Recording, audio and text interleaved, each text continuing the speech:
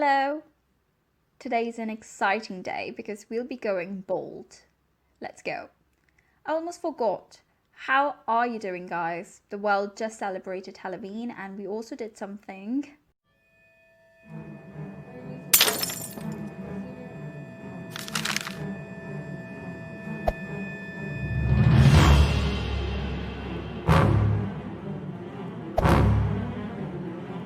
I know.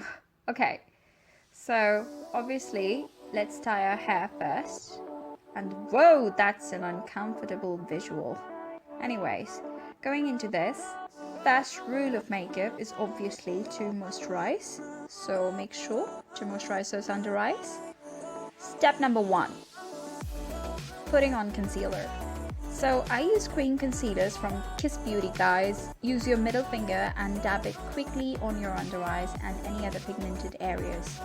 I try to avoid using it other than on my under eyes because obviously the more you put on, the more you have to conceal with powder, and it just adds more and more layers of makeup, and I don't usually do that on a normal day-to-day basis. So okay, so yeah, I guess I'm pretty good with it.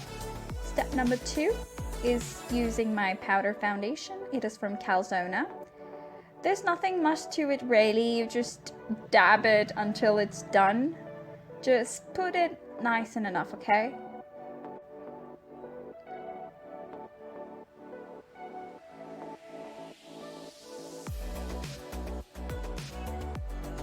So I did a Halloween routine, guys. It was something that I've never done before, but I'll be adding a picture, so tell me what you think about it. Anyway, step 3 is the contouring, and I'm using Christine Powder Contouring Kit. It's beautiful and so pigmented, guys, and I contoured a lot today. For the look is using really vibrant colors, and I needed to balance it with my skin tone. So just remember the angular motions. Do not forget your forehead as well as your nose. So this time round I used the contouring brush, but to contour my nose I sort of smushed it like that with my fingers, and I dabbed the powder on my nose with the brush.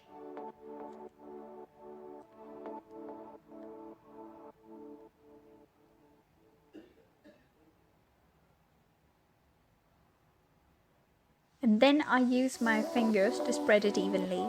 Your fingers, I guess, your best tools right now. It's such a useful technique, and I definitely urge you to, try it out.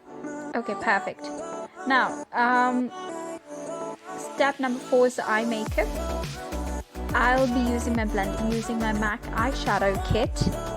I was reviewing my past videos and I thought I was using quite a number of eyeshadows, so I decided to decrease that number as well. First I'm going in the crease with a vibrant pink shade, and obviously I'm using the blending brush. Secondly, I'm layering it underneath it with the tint of lilac. It would help you a lot in adding some softness into the overall look, and obviously lilac is a very fresh color. I really apologize for the bad lighting, guys. That's why I've added an HD trailer of the look in the end. Make sure to check it out for the real shades. I used the luminescent coppery shade to add it to my eyelid.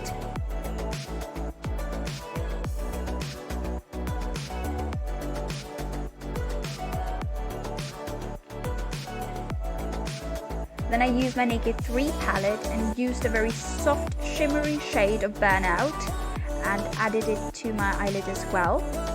Just use a flat tapered brush, and just put it on.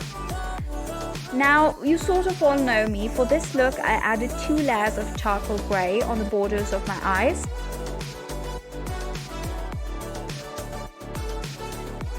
I definitely used a very sharp, hard-edged brush, and I dabbed the grey shade onto the borders. Then I used a soft edged brush and I just simply blended that out. And over that smudged layer, I added another layer.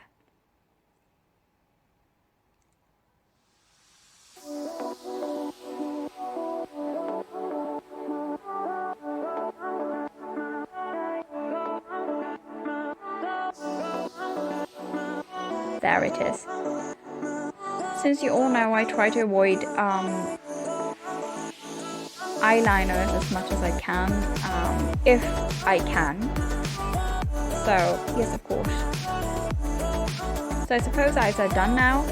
I'm using a very soft pointy brush and I'm adding some shimmer to the corners of my eyes.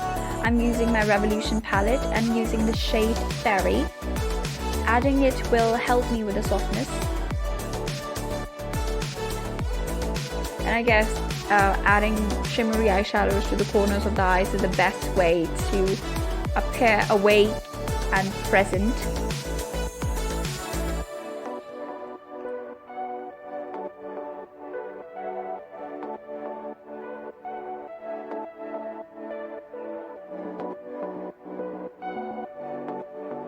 Yep, I guess it's perfect.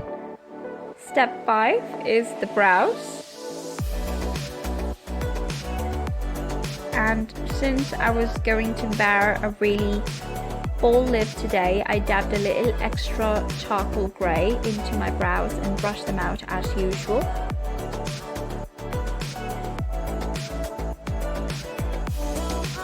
I do that twice a day, definitely. During a look, I do this brushing twice.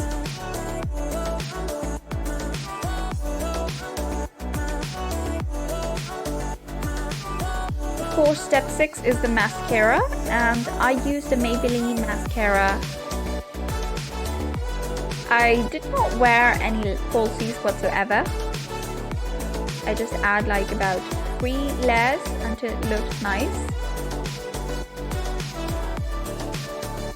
Okay, so step 7 is the blush. I'm using my Just Gold palette and using a vibrant pink shade for my blush today. We are not using any warm shades except for a very heavy contour.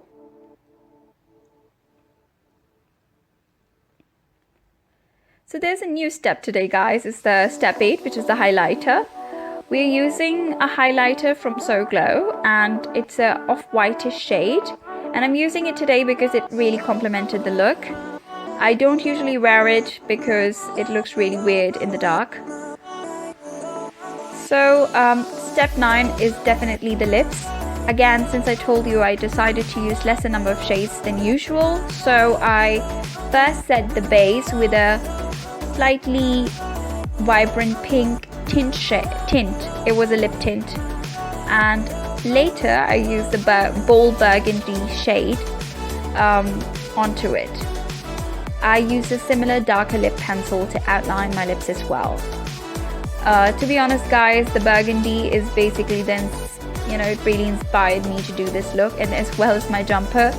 So, that is the star, and if you have a star of the look, you have to make sure that other features actually complement it.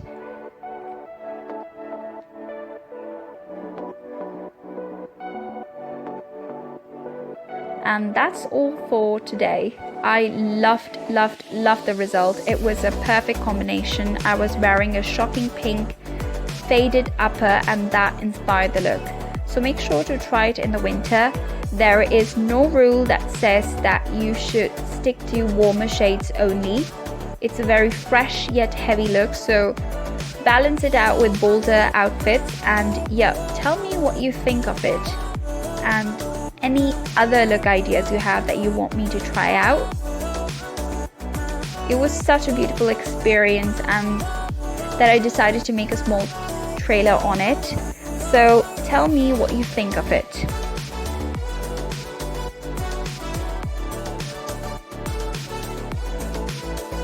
Thanks for watching, guys. It was a real pleasure. Goodbye.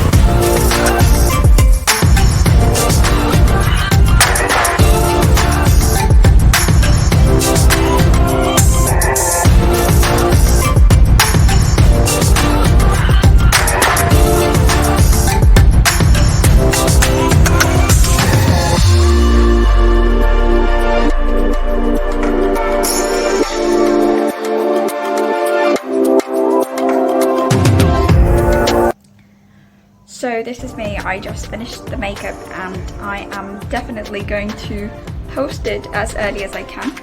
And I'm sorry I couldn't capture the real colors in the video, but I just wanted to show you.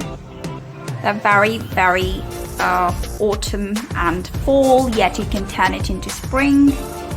And you know, it's a very, very bold look, but at the same time the softness due to the colors of the pink and the lilac is going to help you execute it in almost all sorts of environments, obviously dependent upon the theme, but just wanted to show you that it's a very, very fresh look, and I personally loved it with this jumper. So make sure to try it out.